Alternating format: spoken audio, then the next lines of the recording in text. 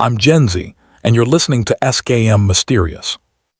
The voicemail came through at 2:47 a.m. on a Tuesday in October, and Mara Hutchins heard it while she was standing in the bathroom of her Phoenix apartment, staring at a phone that didn't belong to her. The screen was cracked in a pattern she didn't recognize. The case was matte black, not the clear one she'd bought 3 weeks earlier.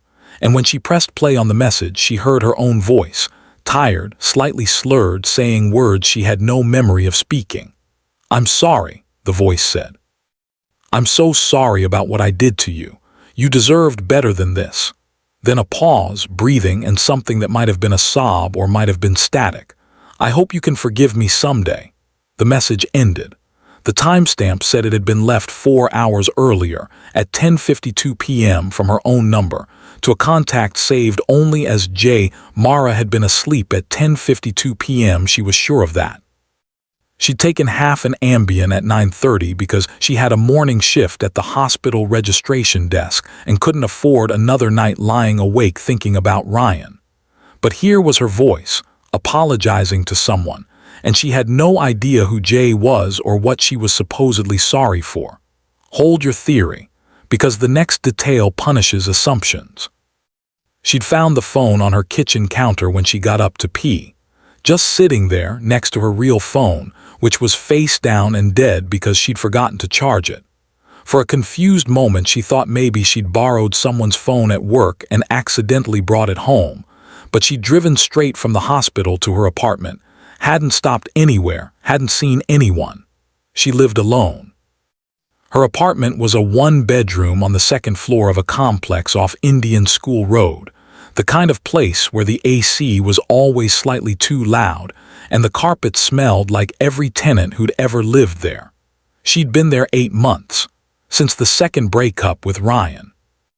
The first breakup had been in March, after she'd found messages on his phone from someone named Elise, messages that weren't explicitly sexual but had the kind of intimacy that made Mara feel like she was watching a relationship she wasn't part of. Ryan said Elise was just a friend from his gym, that Mara was being paranoid, that her anxiety was creating problems that didn't exist. He'd said that exact phrase, and Mara had believed him because she wanted to believe him, and because her therapist had been saying something similar, that her attachment style made her see threats everywhere, that she needed to trust more, worry less. So they'd stayed together another 2 months until Mara found a receipt from a hotel in Tempe, dated on a night Ryan had said he was at his brother's place in Scottsdale. When she confronted him, he didn't deny it. He just looked tired and said, "I can't do this anymore, you're exhausting." That was May. They'd gotten back together in July after he showed up at her apartment at midnight, crying, saying he'd made a mistake, that Elise had meant nothing, that he couldn't sleep without Mara, couldn't think straight, that he'd started seeing a therapist to work on his commitment issues. Mara let him in. She always let him in. They lasted 6 weeks before she found a second phone in his gym bag, not his regular iPhone, but a cheap Android with a cracked screen and no lock code. When she'd opened it, there were texts to 3 different women, appointment reminders for places Ryan had told her he wasn't going, and a photo of Ryan and Elise at what looked like a concert, his arm around her waist, both of them laughing. The date on the photo was 4 days ago. Mara had left the phone on his kitchen counter and walked out. That was September. She hadn't spoken to him in 5 weeks.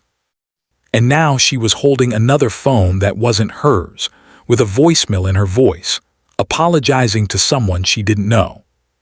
She picked up her real phone and plugged it in, waited for it to turn on. While it loaded, she played the voicemail again. Same words, same inflection.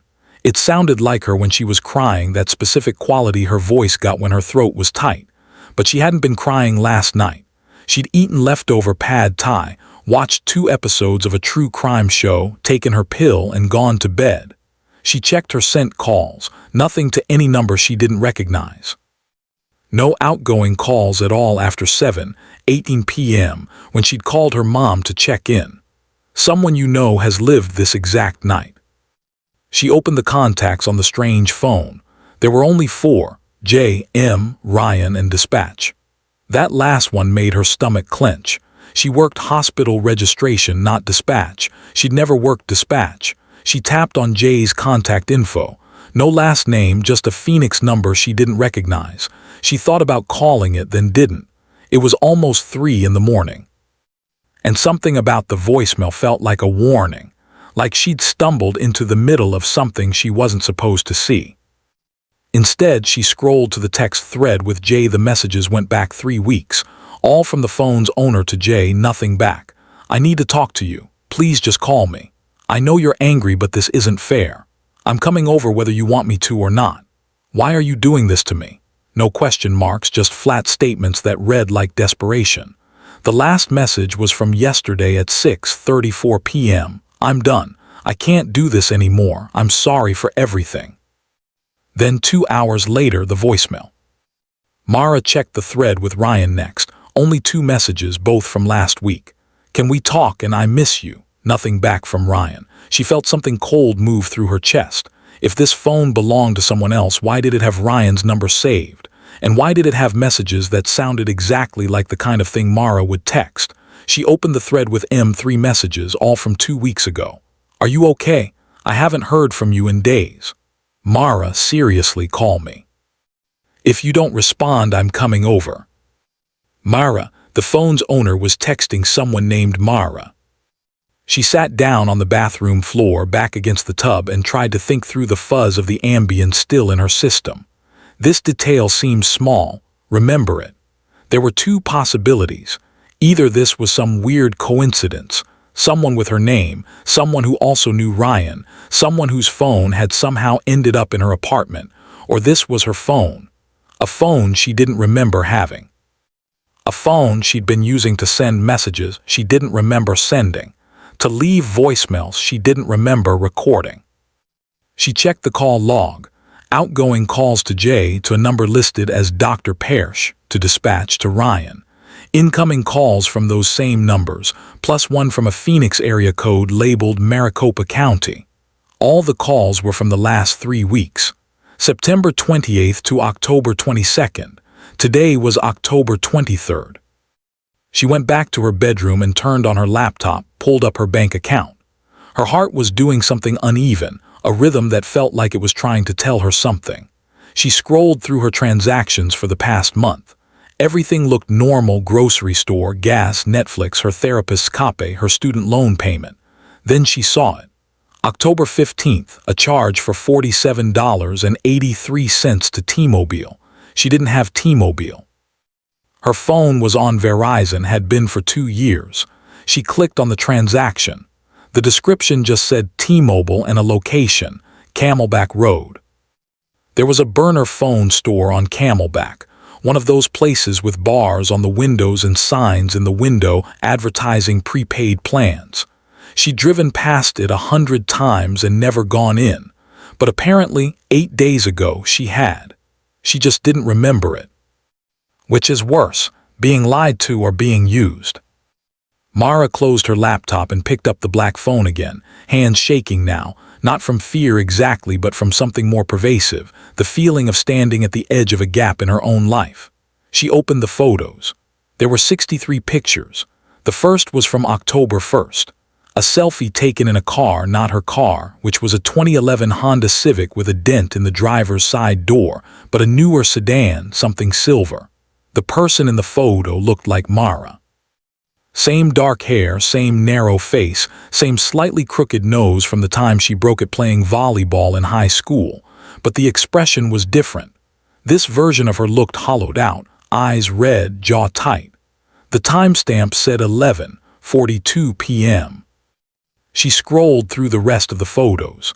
Another selfie, this one in a bathroom that wasn't hers, fluorescent light washing everything out. A screenshot of a text conversation with someone named Jay. You're making this harder than it needs to be. A photo of a parking lot at night. Empty except for one car under a streetlight. A picture of Ryan asleep taken from the foot of a bed. That one made her stop. The angle was wrong, too high, like the photographer had been standing over him. The sheets were blue. Mara's sheets were gray. The timestamp was October 7th, 1:34 a.m. She hadn't seen Ryan since September 18th, the day she walked out. She was sure of that, but here was a photo from 2 weeks later in a bedroom that wasn't hers. She kept scrolling, more parking lots, a screenshot of a Google Maps route from Phoenix to Chandler, a photo of a motel sign, Desert Rose Inn vacancy. The timestamp on that one was October 12th, 9:07 p.m. Then a video. She hesitated, then pressed play. The video was 43 seconds long, filmed in a dark room lit only by the glow from a TV. The camera was shaky, pointing at a door, then at a window with thin curtains. Mara's voice whispering, "He's coming back, I know he is." The camera swung to the left, catching a reflection in a mirror, Mara's face or something close to it, but the angle was weird, distorted. "I can hear him outside," the voice said. "I can always hear him." Then the video cut off. The timestamp was October 18th, 2:47 a.m. 5 days ago, the exact same time as the voicemail tonight. Mara put the phone down and pressed her palms against her eyes. She'd taken Ambien before, plenty of times, and yeah, sometimes she'd wake up with no memory of getting up to eat or text someone, but nothing like this. Nothing that felt like she'd been living a whole separate life. She thought about calling her therapist, Dr. Lim, but it was 3:30 in the morning, and Dr. Lim would just tell her to go to the if she was worried about the Ambien. And Mara couldn't afford another ER bill, not with her deductible still unpaid from the last time she'd gone in for a panic attack they'd billed as a cardiac workup. Instead, she opened the phone's browser history. The last search was from yesterday at 8:15 p.m., how to tell if someone is following you. Before that, what to do if your ex won't leave you alone, restraining order Arizona cost, can someone clone your phone, Ambien blackouts how long. Then from October 10th, Desert Rose in Chandler reviews, how to tell if you're losing your mind, dissociative fugue state symptoms. If you've ever replayed a conversation, you know this feeling. Mara stood up and walked into her kitchen, turned on all the lights. The apartment looked the same as always, small, overstuffed with furniture from her college apartment and her mom's garage, the kind of space that never quite felt like hers even after 8 months.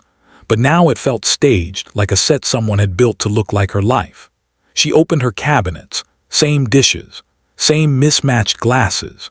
In the drawer by the sink, the usual mess of takeout menus and batteries and rubber bands. Nothing strange, nothing missing. Except when she opened the drawer where she kept her bills and mail, she found something new. A key card, the kind hotels give you, white plastic with a magnetic stripe. No branding, no room number. Just a strip of paper taped to it with a phone number written in her handwriting, 600-25-55-0147. She picked it up, turned it over. On the back, someone had written in Sharpie, "Don't." Mara pulled out her real phone, now charged enough to turn on, and called the number on the key card. It rang 4 times, then went to a generic voicemail. "You've reached 600-25-55-0147. Leave a message." No name. She hung up and checked her call log. She'd never called this number before, not from her regular phone. She plugged the number into the black phone search function. Nothing. Not in the contacts, not in the call log, not in the messages.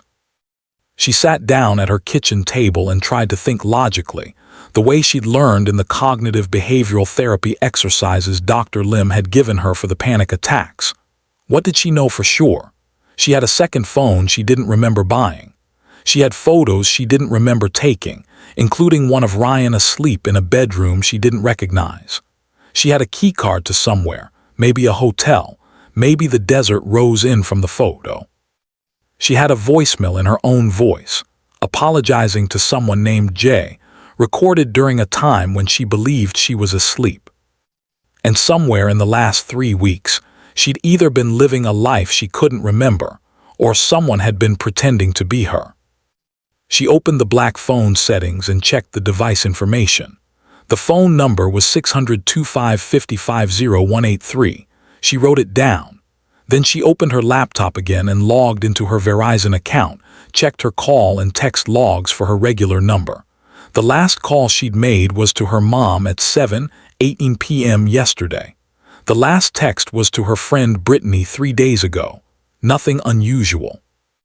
Nothing to Jay, nothing to Ryan, nothing to any number she didn't recognize. So if she'd been making all these calls and texts from the black phone, she'd been deliberately hiding them from her regular phone's log. Or someone had. The sun was starting to come up, gray light filtering through her living room blinds. Mara had to be at work in 4 hours. She was supposed to do an 8-hour shift at the registration desk, checking in patients, verifying insurance, pretending everything was fine while her brain was somewhere else. She'd been doing that a lot lately, pretending she was over Ryan, pretending the anxiety wasn't getting worse, pretending she wasn't taking Ambien almost every night because it was the only way to stop her brain from replaying every conversation, every text, every moment she should have seen what was happening. But maybe she hadn't been pretending.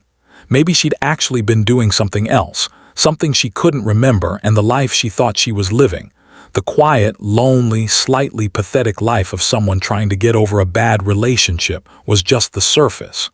Maybe underneath she'd been calling Ryan, going to motels, leaving voicemails for strangers. Maybe she'd been turning into the kind of person she was afraid of becoming, the kind who couldn't let go, who drove past their ex's apartment at 2 a.m., who sent desperate texts that never got answered. Or maybe someone was doing all of that and making it look like her. She picked up the black phone again and navigated back to the photos, found the one of Ryan asleep. She zoomed in on the background, looking for details. The room was dim, but she could make out a nightstand with a lamp, a dresser with something on top, maybe a wallet, maybe keys. The wall behind the bed was beige, the kind of generic rental beige that could be anywhere.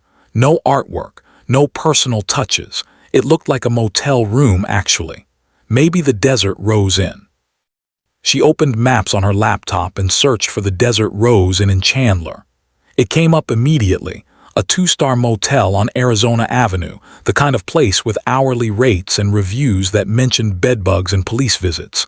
She clicked on the photos. The rooms looked exactly like the one in the picture of Ryan. Same beige walls, same generic furniture. She checked the distance from her apartment, 23 minutes. Close enough that she could have driven there without thinking about it, far enough that she'd need a reason. If you're still here, you already feel what this is turning into.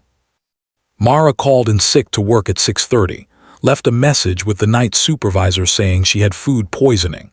Then she got dressed, jeans, t-shirt, hoodie, the kind of outfit that felt anonymous, and grabbed both phones, the keycard, and her keys.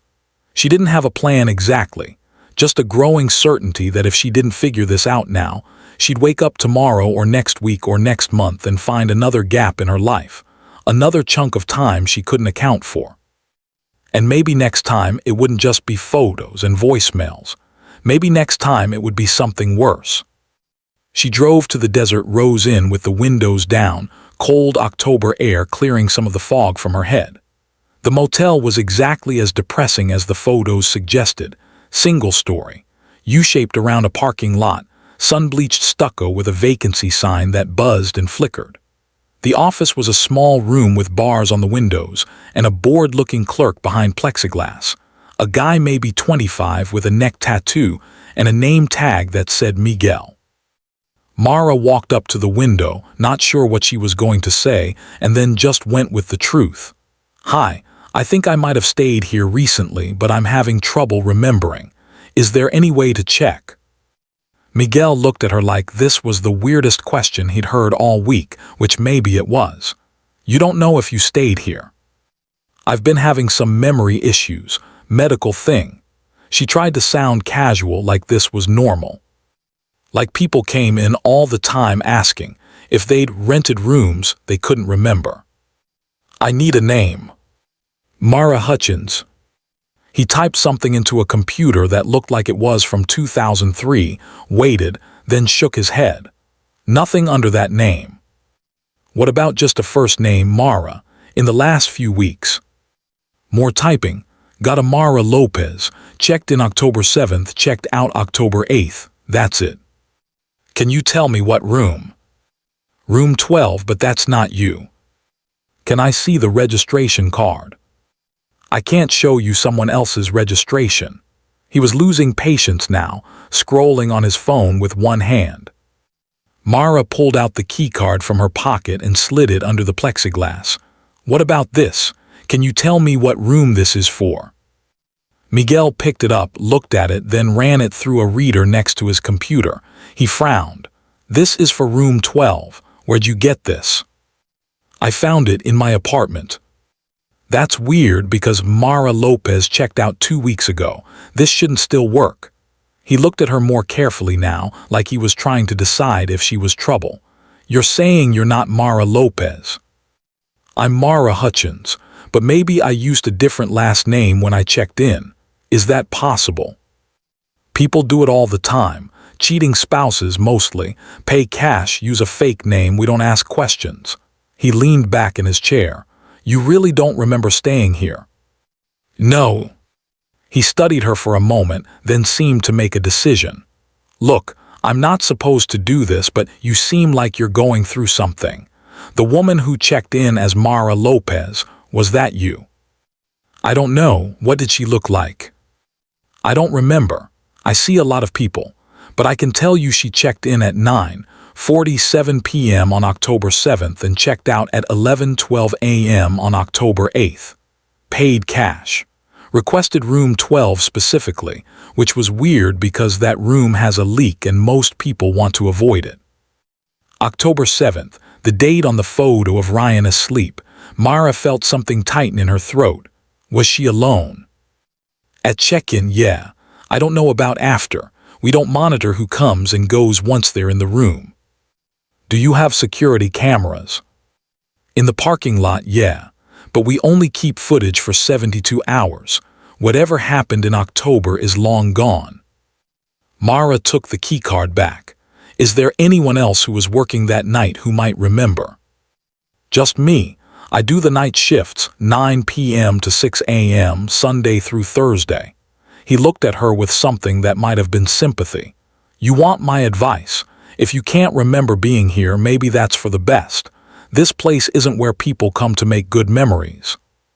She thanked him and walked back to her car, sat in the driver's seat with the engine off and tried to piece it together. October 7th was 2.5 weeks ago.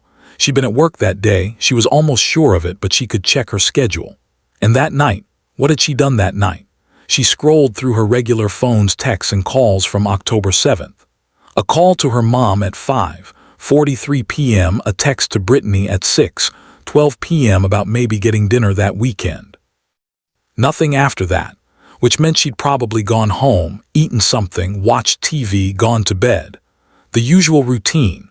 But apparently she'd also checked into a motel under a fake name, brought Ryan there or met him there, taken a photo of him sleeping at 1:34 a.m. and then checked out the next morning. None of which she remembered. This detail seems small. Remember it. The keycard still worked, even though it should have been deactivated 2 weeks ago. Mara pulled out the black phone and found the contact for Ryan. She'd been avoiding this, didn't want to talk to him, didn't want to hear his voice or fall back into the pattern they always fell into where he apologized, and she forgave him and they started over until the next betrayal. But she needed to know if he'd been at the Desert Rose Inn, if he'd been in that photo, if any of this had actually happened. She called from the black phone. It rang 3 times, then Ryan answered, his voice rough like he'd just woken up. Who is this? It's Mara. A pause. Mara, where are you calling from? A different phone, can we talk? I don't think that's a good idea. He sounded wary, exhausted in a way that made her wonder if she'd been calling him from this phone more than the messages suggested. I just need to ask you something. Did you see me on October 7th? Like late at night or early morning October 8th? Another pause, longer this time. Why are you asking me that? Just answer the question, please. Mara, I haven't seen you since you walked out in September. You know that. Are you sure? You weren't at a motel in Chandler, the Desert Rose Inn. What? No, Jesus, Mara, what is this about? She couldn't tell if he was lying. He was good at lying, had always been good at it.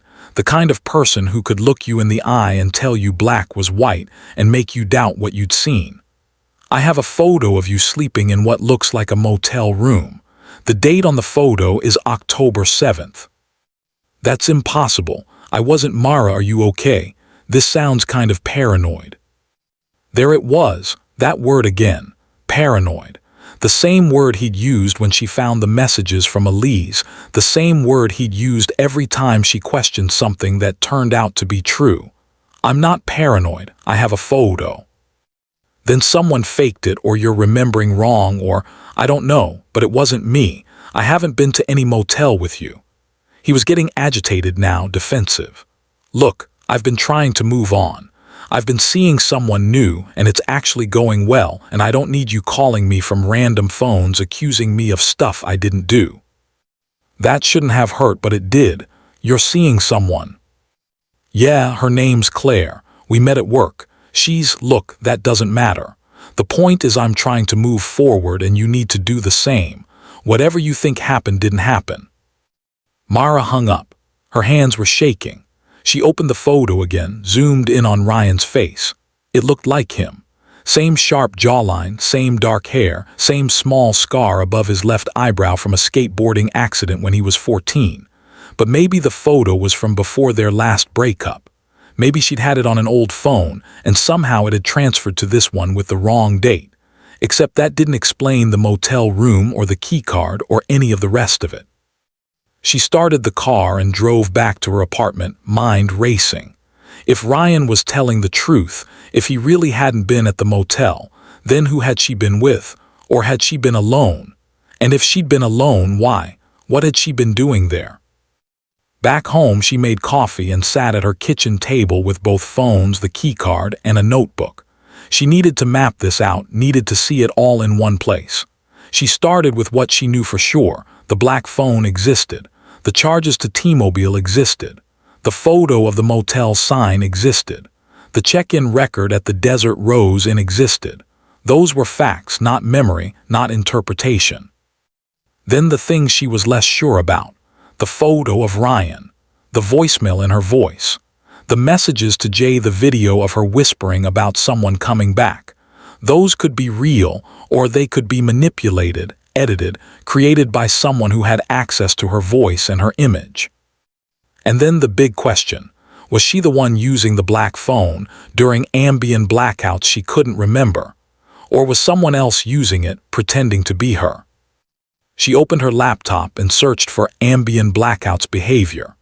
The results were disturbing. Stories of people driving cars, making phone calls, sending texts, even having entire conversations they didn't remember. One article from 2017 mentioned a case where a woman on Ambien had booked a flight to another state and didn't remember until she woke up in a hotel room 2 days later. Another article talked about complex behaviors that could happen during Ambien-induced sleep: cooking, eating, shopping online, having sex.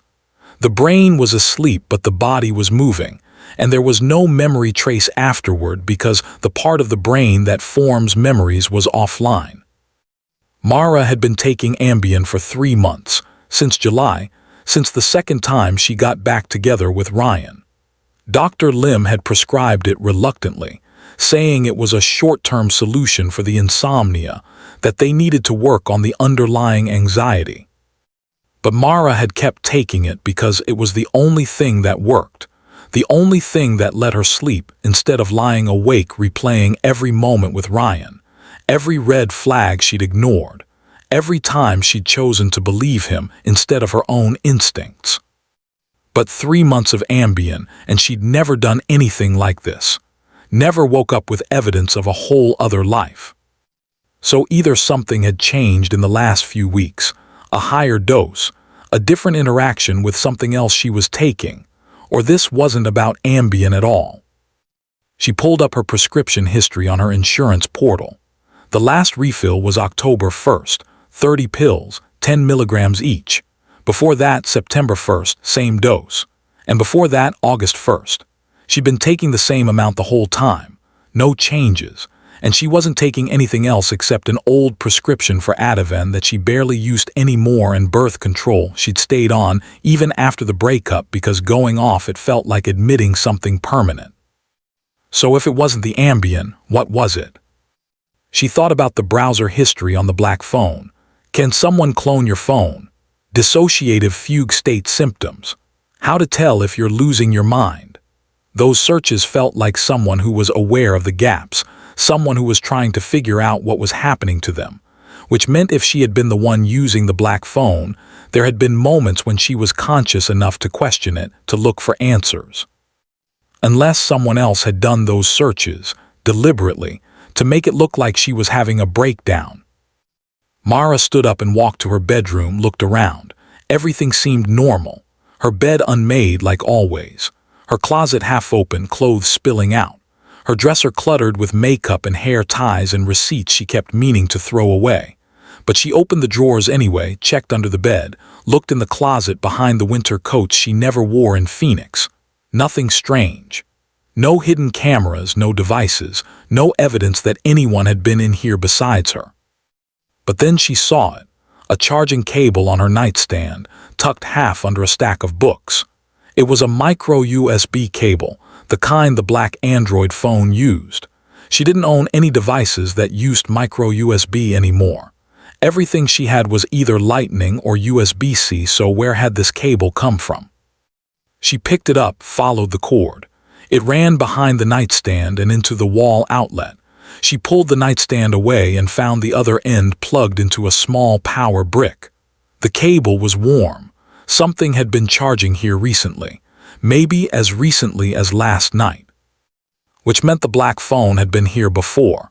She'd been keeping it here, charging it here, using it here, and she didn't remember any of it. I don't blame you for doubting this. I wouldn't have either. Mara sat down on the floor, back against the bed, and tried to breathe. The panic was building now, the familiar tightness in her chest that meant she was about to spiral.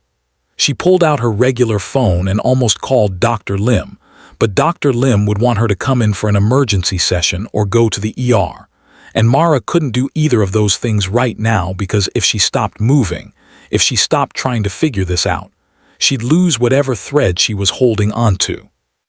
Instead, she called her mom. It rang 4 times before her mom picked up, voice bright and slightly rushed. "Honey, hi, I'm just about to head into a meeting. Can I call you back in an hour?" "Mom, did I talk to you yesterday? Like evening time?" "Of course, around 7 I think you called to check in. Why?" "What did we talk about?" "Just normal stuff. Work, your day, how I was doing. You sounded tired." Her mom paused. "Honey, are you okay? You sound strange." "Did I mention anything about Ryan?" "No, you haven't mentioned Ryan in weeks, which honestly I'm glad about. That relationship was not good for you." Another pause, more concerned now. "Mara, what's going on?" "I'm fine. I'm having trouble remembering some stuff from yesterday. I think maybe the Ambien is affecting me more than I realized." "You're still taking that? I thought Dr. Lim wanted you to taper off." "She does. I'm working on it." She wasn't working on it. "Mom, I really have to go. I'll call you later, okay?" "Wait, Mara." She hung up. Her mom would worry, would probably call back in an hour when her meeting was done, but Mara couldn't deal with that right now. She needed to figure out what had happened at the Desert Rose Inn. If she'd really been there with Ryan, there would be evidence. Credit card charges maybe, or something on his phone, something he'd deleted, but that would still be in his cloud backup if she could access it. But she didn't have access to Ryan's accounts anymore. He'd changed all his passwords after she found the second phone in his gym bag, and even if she did have access, what was she looking for? Proof that she'd seen him when he said she hadn't. Proof that she was the one lying to herself. She pulled out the black phone again and opened the messages to Jay, all those unanswered texts, all that desperation. "I need to talk to you. Please just call me. I'm coming over whether you want me to or not." Who was Jay? And what had she done to them that required an apology at 10:52 p.m., 4 hours after Mara had allegedly gone to sleep? She navigated to the call log, found the number for Jay, and called from the black phone. It rang once, then went to voicemail. No greeting, just a beep. She hung up and tried again. Same thing. One ring, then voicemail, which meant either Jay had blocked this number or they were declining the calls as soon as they came in. Mara opened the browser on her laptop and ran a reverse phone lookup on Jay's number. The results came back immediately. Joaquin Reyes, Phoenix, AZ. A link to a Facebook profile, a LinkedIn page, nothing else. She clicked on the Facebook profile. The account was private, just a profile picture showing a man, maybe 30, dark hair, looking away from the camera. No mutual friends with Mara. No obvious connection to Ryan. She tried LinkedIn next. Joaquin Reyes, project manager at a construction company in Phoenix. Went to ASU, lived in the area for the last 8 years. Still nothing that connected him to her or Ryan. So who was he? An ex? Someone from work? Someone she'd met during one of these blackouts? She clicked back to the messages, read them again, slower this time. I know you're angry, but this isn't fair. What wasn't fair? Why are you doing this to me? What was he doing? And then the last message from yesterday, I'm done. I can't do this anymore. I'm sorry for everything. That sounded like a breakup message or a goodbye. And then the voicemail hours later. I'm sorry. I'm so sorry about what I did to you. You deserve continue 1931 ved better than this. Mara felt ice move through her veins. The voicemail wasn't just an apology. It was the kind of apology someone leaves when they think they might not get another chance, when they're about to do something permanent. She grabbed her keys and both phones and was halfway to her car before she realized she didn't know where Joaquin Reyes lived. She didn't have his address, just his name and a phone number that went straight to voicemail. She got in the car anyway, pulled up the Facebook profile again on her phone, but there was nothing. No location tags, no check-ins, no visible information beyond the profile picture. She called 911. The dispatcher answered on the second ring, calm and professional. 911, what's your emergency? I need to do a welfare check on someone. I think they might hurt themselves. What's your relationship to this person? I don't know. I think I know them, but I'm not sure. His name is Joaquin Reyes. He lives in Phoenix somewhere. I got a message that made me worried he might do something. Ma'am, I need more information. What exactly did the message say? Mara read the text message, then mentioned the voicemail. As she was talking, she realized how it sounded. Vague, paranoid. The kind of call people make when they're having a breakdown, when they're seeing threats that aren't there. The dispatcher was patient but firm. Without an address or more specific information about the threat, there wasn't much they could do. Did Mara want to file a missing person report? No, because she didn't know if Joaquin was missing. Did she have any evidence that he was in immediate danger? Just a feeling, just the voicemail that might not mean anything at all. The dispatcher took her information, said someone would follow up, but Mara could tell nothing was going to happen. She hung up and sat in her car, engine running, not sure where to go or what to do next. Her phone rang, her regular phone, not the black one. She looked at the screen, unknown number. She answered. Is this Mara Hutchins? A woman's voice, professional but with an edge of something underneath. Yes. This is Detective Sarah Ortiz with Phoenix PD. I'm calling about a report you filed 3 weeks ago. Do you have a few minutes to talk? Mara's stomach dropped. I didn't file any report. A pause. You didn't call in on October 2nd about someone stalking you. No, I've never called you. What are you talking about?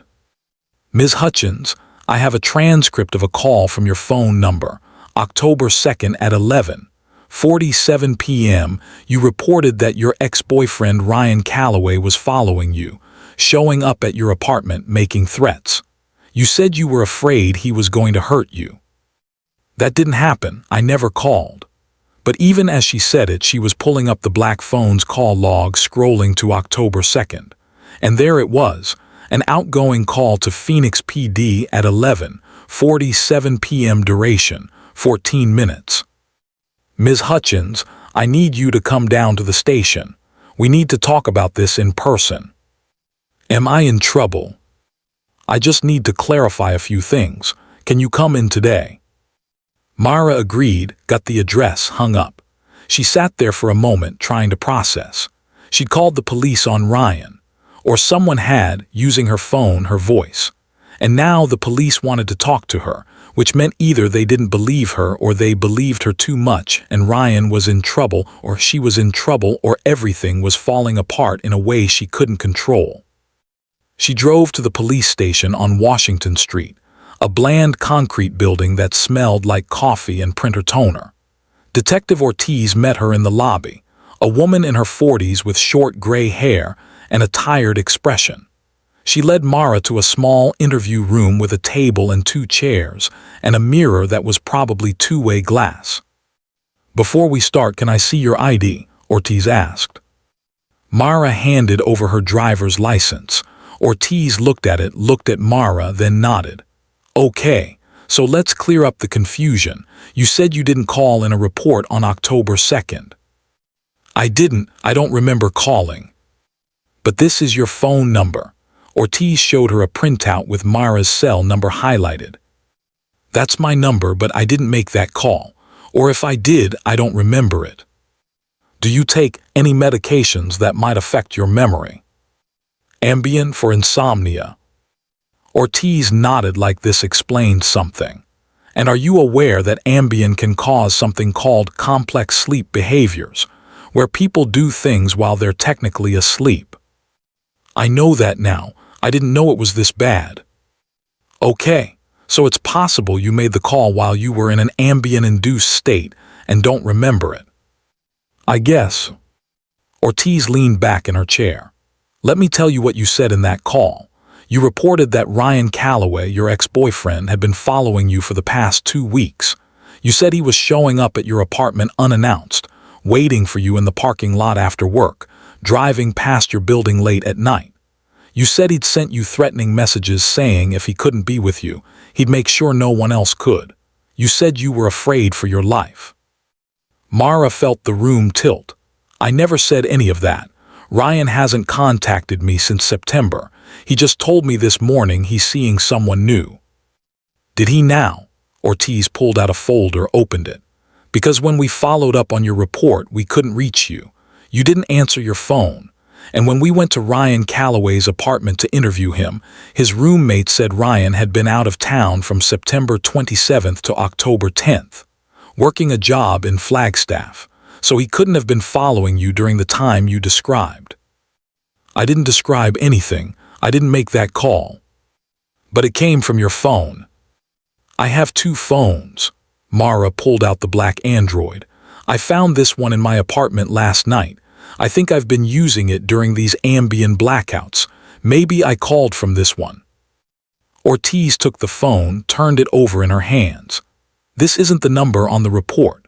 The call came from your registered cell phone, the one you're carrying now. And according to our dispatch records, the woman who called identified herself as Mara Hutchins, gave your address, your date of birth, and details about your relationship with Ryan that matched our database." "But I didn't," Mara stopped. If she'd made the call, really made it, then everything she'd said would be on record. The stalking, the threats, all of it documented, time-stamped, attributed to her.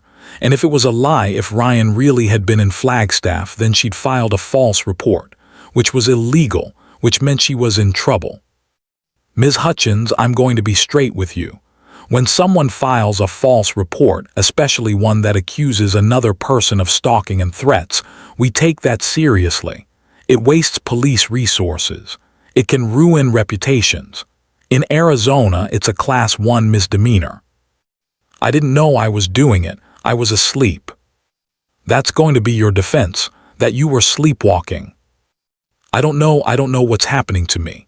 Mara felt tears starting, hot and humiliating. "I found that phone in my apartment. I have photos I don't remember taking.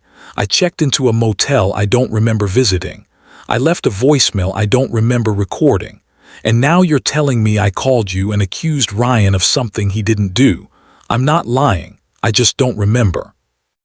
Ortiz watched her for a long moment, then said, "Have you considered that someone might be impersonating you?" The question hung there. Mara wiped her eyes. How would that work?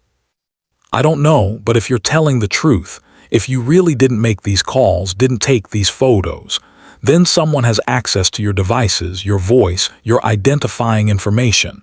That's identity theft. That's a serious crime." She paused. "Or you're having a severe reaction to your medication and you need medical help." "So which do you think it is?" "I think you need to talk to your doctor. And I think you need to figure out who has access to your life, because someone is either using you or you're using yourself in a way you can't control. Either way, it's dangerous." Ortiz let her go with a warning. Don't make any more reports unless she was absolutely sure of what she was saying. Don't contact Ryan unless she wanted a restraining order filed against her. And get help, medical or otherwise, before things got worse. Mara drove home in a fog. It was almost noon now, the sun brutal and white, the kind of phoenix heat that made the air shimmer. She hadn't eaten, hadn't slept more than a few hours, but she felt wired, brittle, like she might crack open if she stopped moving. Back in her apartment, she sat on the couch and forced herself to think. Detective Ortiz had said the call came from her regular phone, not the black one, which meant either she'd made the call herself, while on Ambien, using her real phone, or someone had spoofed her number and called from a different device. She didn't know enough about technology to know if that was possible, but she could find out. She opened her laptop and searched, "Can someone spoof your phone number?" The answer was yes. Easily. There were apps, services, entire businesses built around making calls that appeared to come from a different number. All someone needed was her number, and they could make it look like she was calling from anywhere. But that didn't explain the voicemail on the black phone, the one in her voice. That had been recorded somehow, either by her or by someone who could imitate her well enough to fool anyone listening. She played it again, studying the inflection, the pauses. "I'm sorry. I'm so sorry about what I did to you. You deserved better than this." It sounded like her. Not just similar, exactly like her, down to the slight roughness when she was emotional, the way she breathed between words. Unless it was her. Unless she'd recorded it and forgotten. Mara put the phone down and pressed her hands to her face. She was going in circles. Evidence that pointed to her, evidence that pointed to someone else, no way to tell the difference. She needed to talk to someone who wasn't the police, wasn't her therapist, wasn't her mom. Someone who could look at this objectively and tell her what was real. She thought about Brittany, her friend from nursing school who'd moved to Phoenix around the same time Mara did. They'd been close for a while, gotten lunch every week, texted constantly, but that had faded after Mara got together with Ryan the second time. Brittany had made it clear she thought Ryan was bad news, and Mara had pulled back, ashamed and defensive. They still talked, but not like before. Not honestly. Still, Brittany was the only person Mara could think of who might believe her, who might not think she was losing her mind. She texted from her regular phone, "Hey, can we talk, in person? It's kind of urgent." Brittany responded almost immediately, "Everything okay?" "Not really, can you come over?" "Give me 45 minutes." Mara spent the time cleaning her apartment, a nervous habit that at least gave her hands something to do. She washed dishes, vacuumed, picked up the piles of laundry she'd been ignoring. By the time Brittany knocked on the door, the place looked almost normal, which felt like a lie given everything else. Brittany came in wearing scrubs, hair pulled back, looking tired but concerned. She gave Mara a hug that lasted long enough to mean something, then stepped back and studied her face. "You look terrible. What's going on?" Mara led her to the kitchen table where she'd laid out both phones, the keycard, and her laptop. "I need you to tell me if I'm going crazy." She explained everything. The black phone, the voicemail, the motel, the photos, the police report she didn't remember filing. Brittany listened without interrupting, her expression moving from concern to alarm to something that might have been fear. When Mara finished, Brittany said, You need to go to the hospital right now. I'm not having a medical emergency. Mara, you're describing symptoms of a dissociative disorder or a severe drug reaction, or I don't know what, but it's not normal. You need a neurological workup, maybe a tox screen. You need to make sure you're not having some kind of seizure activity or reaction to the Ambien. I can't afford that. My deductible is $3,000 and I've barely made a dent in it. Then you need to stop taking the Ambien immediately, like right now, and you need to tell Dr. Lim what's happening. I will, but I need to figure out what's on this phone first, because if someone else is doing this, if someone is pretending to be me, then going to the hospital won't help. Brittany picked up the black phone, scrolled through the photos. She stopped on the one of Ryan asleep. When was this taken? October 7th, middle of the night. And you don't remember taking it? No. Have you shown this to Ryan? He says he wasn't there, says I'm making it up. Brittany zoomed in on the photo, examined the background. This looks like a motel room, the sheets, the furniture. It looks exactly like, she stopped, eyes widening. Wait, this looks like the Desert Rose Inn. How do you know that? Because I've been there, last year when my apartment flooded and I needed a place for a few nights. I stayed in room 12. These are the same sheets, same awful beige walls. She looked at Mara. Did you go there? I don't remember, but I have a key card. And the desk clerk confirmed someone named Mara Lopez checked in on October 7th. Lopez? Why would you use that name? I don't know. Maybe I didn't. Maybe someone else checked in using my first name. Brittany set the phone down. Okay, let's think about this logically. If someone is impersonating you, they'd need a lot of information. Your phone number, your voice, details about your life. Who would have that? Ryan. Ryan, Brittany echoed. The guy you just broke up with. The guy who's been lying to you for months. The guy who has already shown he's willing to lie and manipulate. But why would he do this? We're broken up. He's seeing someone new. Is he? Or is that just what he told you? Brittany leaned forward. Mara, think about it. You find a second phone in his gym bag and you leave him. A month later, you find a second phone in your apartment with messages to him, photos of him, a voicemail in your voice. What if he's trying to make you think you're unstable? What if he's gaslighting you into believing you did all this stuff so you'll come back to him, or so you'll look crazy if you ever try to accuse him of anything? The idea settled over Mara like a weight. It made a terrible kind of sense. Ryan had always been good at manipulating her, at making her doubt herself. What if this was just the next level of that? What if he'd somehow gotten hold of her voice, recordings from old voicemails or videos, and used them to create fake messages?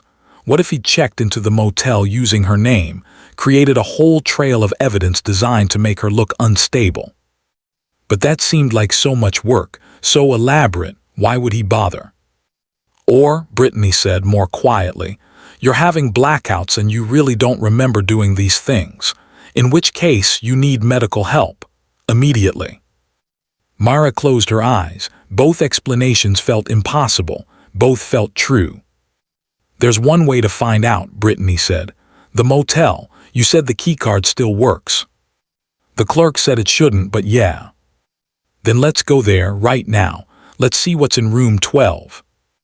They drove to the Desert Rose Inn in Brittany's car, neither of them talking much. Mara was too tired to argue, too confused to know if this was a good idea or a terrible one. The motel looked even more depressing in full daylight, the kind of place that seemed to absorb despair. The parking lot was nearly empty except for a rusted pickup truck and a sedan with expired tags. Mara used the keycard on room 12. The light flashed green and the door clicked open. She pushed it inward, half expecting to find something horrible, but the room just looked sad and empty. The bed was made with those same beige sheets. The TV was bolted to the dresser. The carpet had stains that looked ancient. Brittany stepped inside, looked around. This is definitely where that photo was taken, same layout. She walked to the nightstand, opened the drawer. Inside was a Bible and a pamphlet about local AA meetings. Nothing else. Mara checked the bathroom. Standard motel setup, shower, toilet, sink, all of it slightly grimy despite an overwhelming smell of bleach. She opened the medicine cabinet, empty except for a small bar of soap still in its wrapper. "There's nothing here," she said, coming back out. "Check under the bed." Mara knelt down, looked under the bed frame. At first she didn't see anything, just dust and the edge of the carpet. Then she noticed something in the far corner, partially hidden by the bed skirt. She reached for it, pulled it out. It was a spiral notebook, the cheap kind you could buy at any drugstore. The cover was plain black. Mara opened it. The first page had 3 words written in her handwriting: "He won't stop." She turned the page. More of her handwriting, scattered entries without dates. "Saw him again today, parked across the street, just sitting there. Called the non-emergency line, but they said without proof of a threat they can't do anything." Another page. "I know I sound crazy. I know that's what everyone thinks, but I'm not making this up. He's following me. He's always been following me." Another. "Dr. Lim says it's anxiety. Says I'm seeing patterns that aren't there. But how do I explain the way my apartment looks when I get home, like someone's been inside? How do I explain the things that get moved when I know I didn't move them?" Mara's hands were shaking. "I didn't write this." "That's your handwriting," Brittany said quietly. "But I don't remember writing it. I don't remember any of this." She kept flipping through the pages. More entries, all describing Ryan watching her, following her, showing up places she went. Descriptions of his car, his clothes, the times he appeared. Detailed, specific, paranoid. And then near the end of the notebook, a different entry. The handwriting was messier, like it had been written quickly. "I can't keep doing this. I can't keep pretending I'm fine when I'm not. Maybe everyone's right. Maybe I am losing my mind. Maybe I imagined all of it. But if I did, then what does that say about me? What does that say about what I'm capable of?" The last page had a phone number. The same number from the keycard, 600-25-55-0147, and below it in neat letters, "Call if you forget." "Who's that number?" Brittany asked. "I don't know. I tried calling it this morning, but no one answered." Brittany took out her phone and dialed the number, putting it on speaker. It rang 3 times, then a man's voice, clipped and professional. "You've reached Dr. Persh. I'm unable to answer right now. If this is a psychiatric emergency, please call 988 or go to your nearest emergency room. Otherwise, leave a message." Mara felt the floor drop out. Dr. Persh. The number was in the black phone's call log multiple times. She'd been calling a psychiatrist she didn't remember having. Brittany hung up without leaving a message. "Who is Dr. Persh?" "I don't know. My therapist is Dr. Lim. I've never heard of a Dr. Persh." "But you've been calling him. Look." Brittany had picked up the black phone, was scrolling through the call log. 5 calls in the last 2 weeks, all of them during times when you think you were asleep. "If you have a theory, keep it quiet for now." Myra took the notebook and walked out of the room, back to the car. Brittany followed, locked the door behind them. They sat in the car in silence for a moment, the notebook open between them on the console. "I need to call Dr. Lim," Mara said finally. "Now. Right now." She called from her regular phone, got the answering service, asked for an emergency call back. While she waited, she and Brittany drove back to Mara's apartment. 20 minutes later, Dr. Lim called. "Mara, what's going on?" The service said it was urgent. Mara explained everything again, slower this time, trying to stick to facts. Dr. Lim listened, asked clarifying questions, her voice getting more concerned as the story went on. "Mara, I need you to listen to me carefully. What you're describing sounds like it could be several things, but the most likely explanation is that you're experiencing complex parasomnia behaviors related to the Ambien. I should have been monitoring this more closely. I want you to stop taking it immediately." "But what about the notebook, the phone, the calls to Dr. Parrish?" "It's possible you did all of those things during these episodes and don't remember. The brain on Ambien can perform remarkably complex tasks while the memory centers are offline. You could have bought the phone, written in the notebook, made calls, all without forming any lasting memory of it. So I'm not being gaslighted. Ryan's not doing this. I can't say for certain without more information, but the more likely explanation is a parasomnia episode." A pause. "Mara, I also need to tell you something. You called me 3 times last week, late at night, around 2 or 3 in the morning. You said someone was following you, that you were afraid, that you needed to know if you were safe. I tried to call you back the next day, but you didn't answer, and when I saw you for our regular session on Wednesday, you didn't mention any of it. I assumed you didn't want to talk about it." Myra felt the world shift again. "I don't remember calling you." "I know. That's why I'm concerned. This has escalated beyond what I can safely manage in outpatient therapy. I think you need an inpatient evaluation, just for a few days to get you stabilized, to make sure there's nothing else going on medically." "I can't afford that." "Your insurance should cover most of it if it's medically necessary. And Mara, this is medically necessary. You're having blackouts. You're losing time. You need help." Mara hung up and sat there, the phone in her hand, feeling the weight of everything settling over her. Inpatient meant a psychiatric hospital. It meant admitting she couldn't control this, couldn't fix it on her own. It meant people would know. Her mom, her coworkers, everyone. "She's right," Brittany said. "You need to go." "I know. I can drive you right now. We can go together." Mara nodded, too tired to argue. She grabbed a bag, threw in a change of clothes, her medications, her toothbrush. She left both phones on the kitchen table. She didn't want them anymore. Didn't want to know what else they might tell her about a life she couldn't remember living. Brittany drove her to Banner Behavioral Health, a low building near the hospital with landscaped grounds that almost looked peaceful. At intake, Mara explained her symptoms to a nurse who took notes and asked questions, and eventually said they had a bed available. Brittany gave her a long hug before leaving, made her promise to call when she could. Then Mara was alone, in a small room with a bed and a window that didn't open, and for the first time in weeks, she felt something like relief. Because whatever was happening to her, at least here, in a locked unit where she couldn't leave, she wouldn't wake up with new evidence of things she didn't remember doing. She stayed 4 days.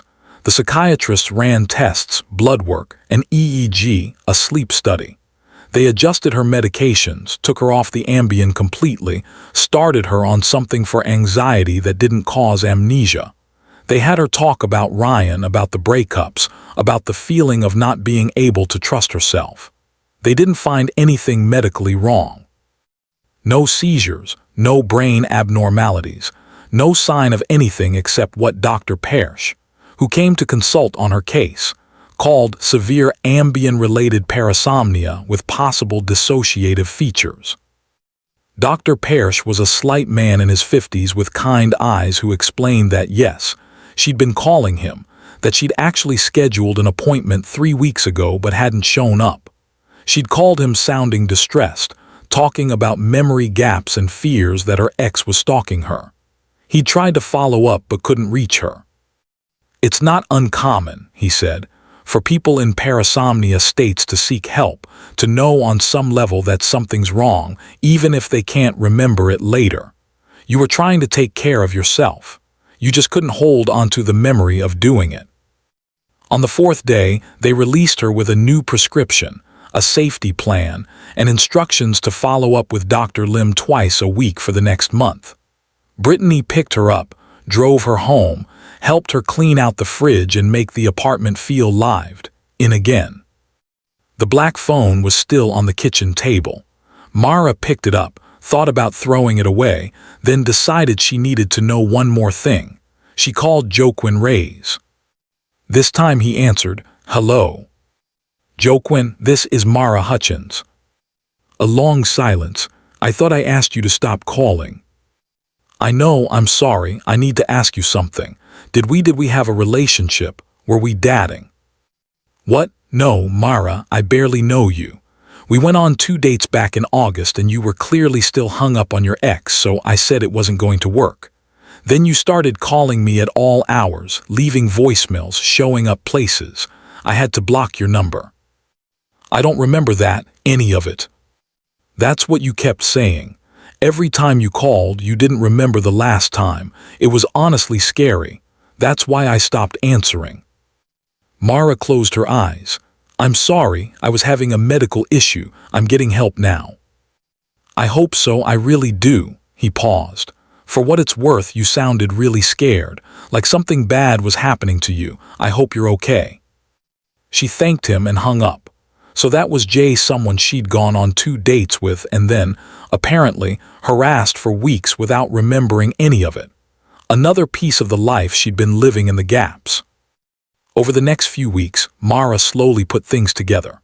The calls to Dr. Persh, the notebook in the motel room, the messages to Joaquin, all of it had been her, during ambient-induced blackouts, trying to manage fears and anxieties she couldn't hold on to long enough to address consciously.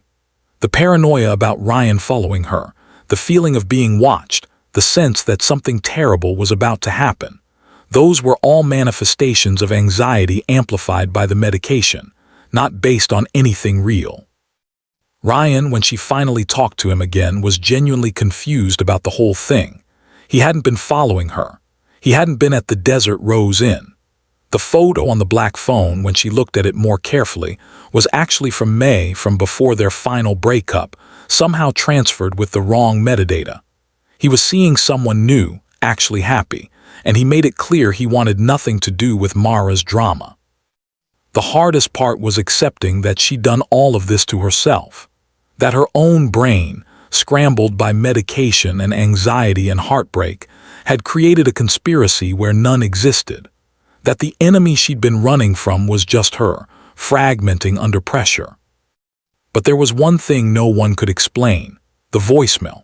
The one in her voice apologizing to Joaquin, recorded at 10:52 p.m. on October 22nd. Mara had been asleep, she was certain of that. The sleep study at the hospital confirmed she hadn't gotten up that night.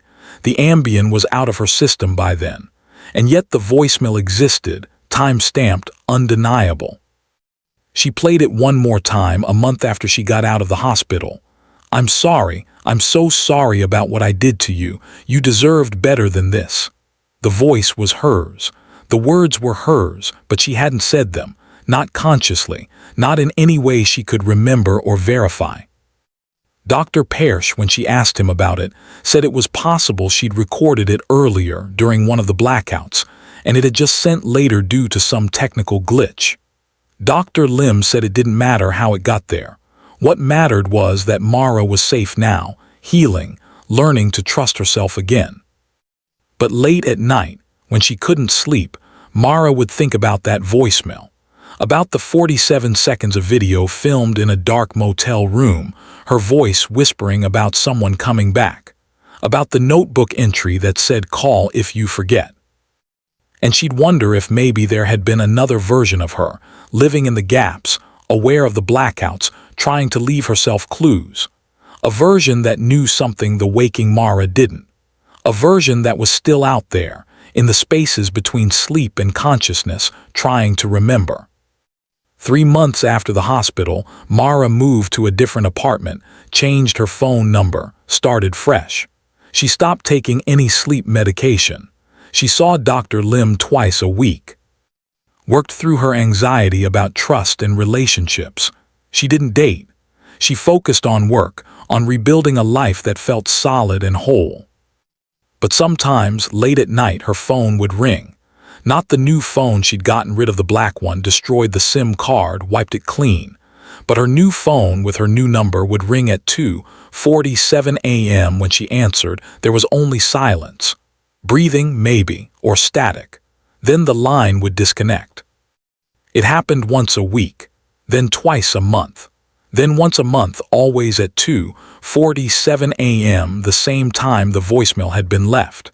the same time the video in the motel had been recorded. Mara started keeping a log, writing down each time it happened.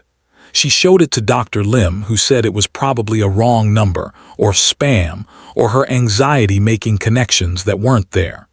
She reported it to her phone company, who said they couldn't block it because the calls came from different numbers, always different, never repeating. And then one night, 6 months after everything started, Mara woke up at 3 a.m. and found a text on her phone, from a number she didn't recognize, just 3 words, "I remember now." She stared at it for a long time, thought about calling the number back, thought about calling the police, but in the end she just deleted it and went back to bed because some mysteries she'd learned weren't meant to be solved. Some questions didn't have answers that would make you feel better. Sometimes the only way forward was to accept that parts of your life would always be unknown, that you'd never fully understand what happened in those lost weeks, that you'd have to live with the uncertainty. But she never shook the feeling that somewhere, in a gap she couldn't quite reach, there was another version of her story. One where the paranoia was real, where Ryan had been following her, where the calls and the notebook and the motel room were warnings she'd left for herself. One where she'd figured something out, discovered something terrible, and then forgotten it, the knowledge erased by medication and time and the desperate need to believe she was safe. One where the voicemail wasn't an apology, it was a confession. And sometimes when she was alone in her new apartment, she'd hear sounds she couldn't place. A tap at the window, a creak in the hallway, the hum of something electronic just on the edge of hearing. And she'd remember Dr. Persh's words, "You were trying to take care of yourself." And she'd wonder if somewhere in the spaces between waking and sleeping, past and present, memory and forgetting, that other version of her was still trying. Still leaving clues, still calling, still remembering what Mara had forgotten. The police never followed up on the false report. Ryan never contacted her again. Joaquin changed his number. The Desert Rose Inn was condemned 6 months later after a fire in one of the rooms, not room 12, but close enough that Mara felt a chill when she saw the news. The building sat empty after that, windows dark, a chain-link fence around it, and sometimes when Mara drove past on her way to work, she'd look at it and wonder if anyone else had stayed in room 12, if anyone else had found the notebook, if maybe she should go back and check. But she never did, because some doors once closed should stay that way. A year later, Mara's mom called with news. Ryan had gotten married. To Claire, the woman from work he'd mentioned. They'd had a small ceremony, posted about it on social media.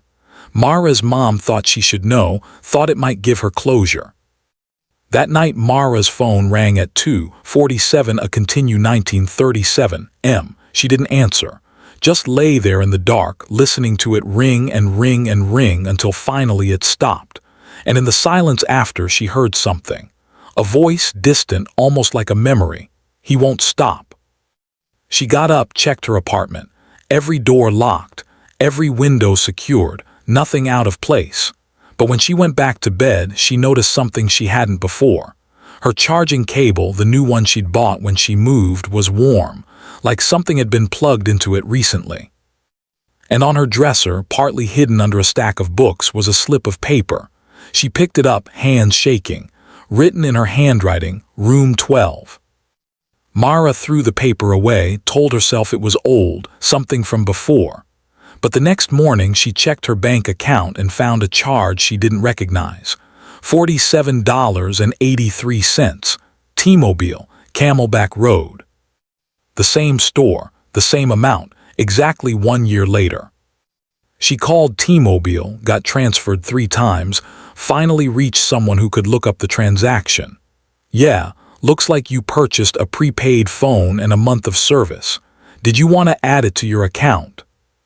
No, I want to cancel it." "I can't cancel a prepaid plan, ma'am. It's already activated. You'd have to call the number on the phone itself." "What's the number?" The representative read it out. Mara wrote it down with a hand that wouldn't stay steady.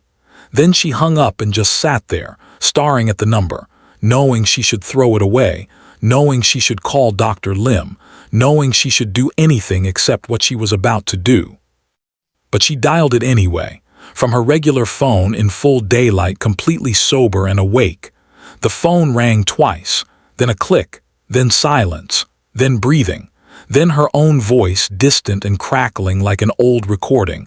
"I'm still here." The line went dead. Mara never told anyone about that call. She didn't go back on Ambien.